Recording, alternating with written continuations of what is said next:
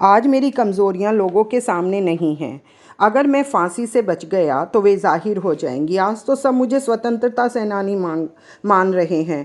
कोई भी मेरी कमज़ोरियों को नहीं देख रहा, लेकिन मैं फांसी से बच गया तो ये सब लोग मेरी कमज़ोरियों को गिनवाने लगेंगे और इनकलाब का निशान मध्यम पड़ जाएगा। मध्यम मतलब फीका पड़ जाएगा या शायद मिट ही जाएगा।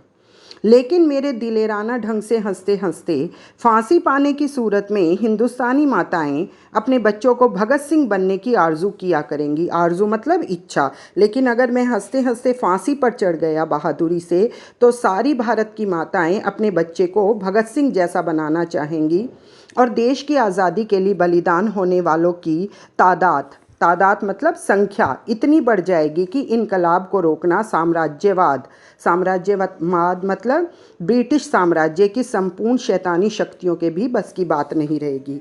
फिर कोई भी इन स्वतंत्रता सेनानियों को रोक नहीं पाएगा। भारत को स्वतंत्र होने से कोई रोक नहीं पाएगा। हाँ, एक विचार आज भी चुटकी लेता है। देश और इंसानियत के लिए जो हसरतें मतलब इच्छाएं मेरे मन में थी, उनका 1000वां हिस्सा भी मैं पूरा नहीं कर पाया। हाँ, ये ज़रूर मेरे मन में मलाल रह गया कि अगर मैं ज़िंदा रहता तो अपने मन की हर इच्छा को पूरी कर लेता। बहुत सी इच्छा मेरी मन में ही रह गई।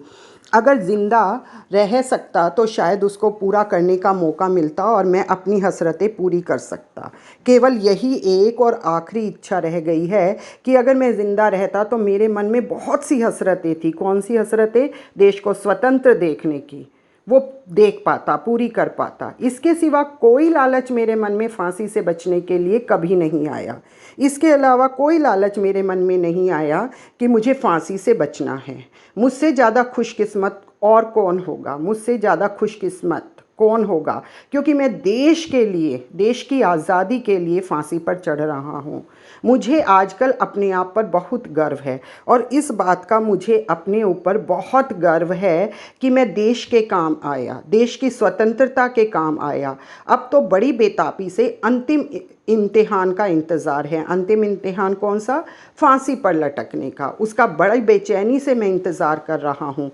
आरजू है कि वह और करीब आ जाए। मैं चाहता हूँ कि वो जल्दी से जल्दी मेरे करीब आ जाए। इस प्रकार आपने देखा कि भगत सिंह किस प्रकार देश की आज़ादी के लिए दिलेरी से ब्रिटिश साम्राज्य के सामने खड़े रहे और उन्हें किसी प्रकार का मलाल नहीं था कि जो उन्होंने किया है वो गलत है। उनके अनुसार उन्होंने ब्रिटिश सरकार के विरुद्ध जो परचम लहराया है वो बिल्कुल सही है और देश को स्वतंत्र कराने के लिए हम क्रांतिकारियों का यही काम होना चाहिए।